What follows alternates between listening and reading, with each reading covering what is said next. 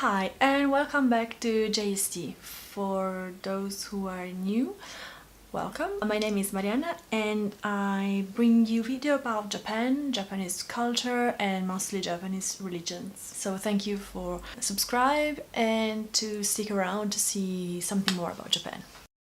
Today I wanted to go in a fairly different direction, so I wanted to talk about the apps that I use for both traveling to Japan and studying, or to have some tool for some help for the language while I'm traveling. So let's say these are my top, how many?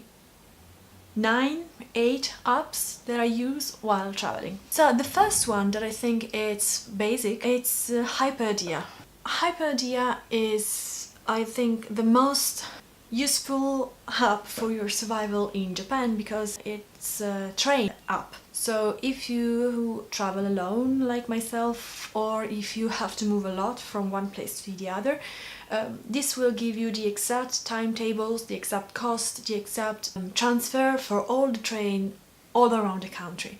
So I think this is a must if you want to travel to Japan without any specific anxiety train-wise. Another app that I used quite a lot is an app called Japan Travel. Now again, this is a very useful app when you travel because it helps you find specific routes, specific maps or specific spots such as restaurant, bar, stations and so on. And it will also help you find, if you have a Japan Rail Pass, it will help you find all the lines and the routes that you can take in order to use it, and so you will have a clear idea of what you can and cannot do train-wise again. Then we have, I have an app that I really love and it's called Tango Risto. Now this is a very useful app if you want to improve your reading skills, because it will offer you a series of articles listed according to your levels. So from N5, JLPT N5 to N1, you will have a list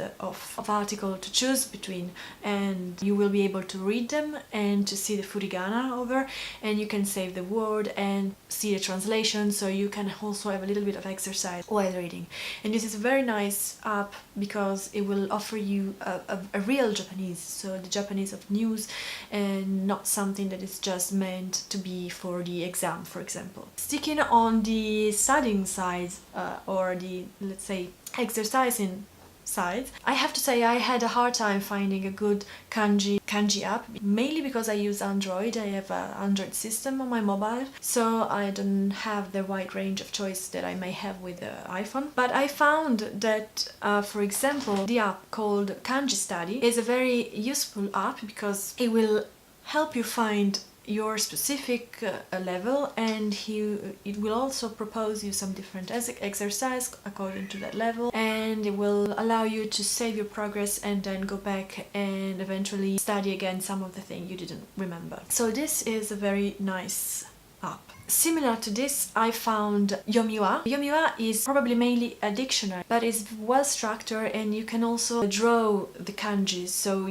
either with finger or with your pen, if you have one, you can draw the kanji or the word written in kanji. Sorry, this is my cat. We were saying you can draw your word and you can write the word properly in kanji, and so the app will find the exact corresponding word translation. So this is of course mainly made to be a dictionary, but this extra element of the writing ability is extremely important to me when I'm reading in Japanese, because it's very fast and it helps me learn the kanji also and learn the word. Moving on, I still want to mention 3 or 4. One is Kotova, and as the name says, it's about remembering words. So again, it's divided in different levels according to the JLPT level in which you fit, and from N1 to N5 you will find the specific words of that level, and you can, just to let you know what I'm dealing with,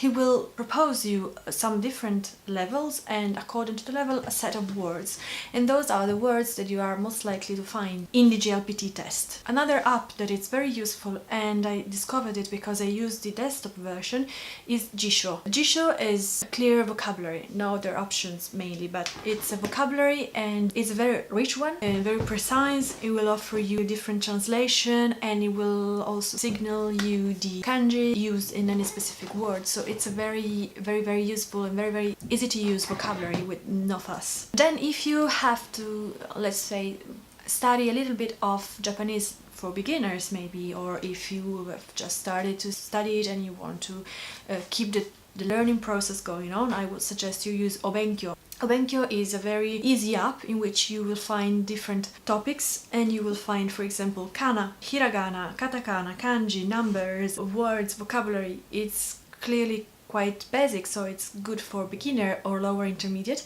It's a very good way to keep the basic Japanese on. And then a final app that is still in the, in the learning apps that I suggested is the one called Learning Japanese. This app is divided in lessons. It's more like a grammar studies, and it's good for beginners again because it really teaches you clearly lots of different basic notions that are very important when you start studying Japanese. So, for example, it begins with 3 lessons for the writing systems, so hiragana, katakana and kanji, and it also will help you through the writings of the kana systems. And then it would start with the basic grammar. So, for example, you will have first grammar about the state of being, the particles, the adjective, the basic verbs.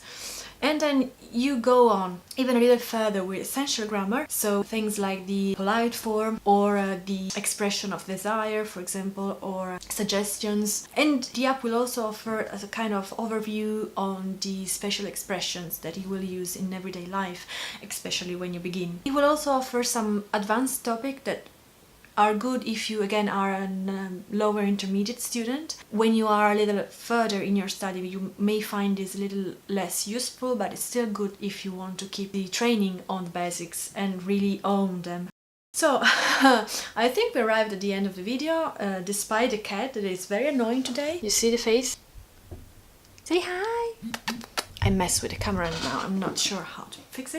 Thanks for watching, I hope you find this video interesting and helpful maybe, and so if you did, thumbs up as usual, and if you haven't subscribed yet, please do it, because as usual it's very nice and I really am trying to put lots of effort to offer you different videos and different content about Japan and travel. So thanks for watching, and I talk to you soon. Bye!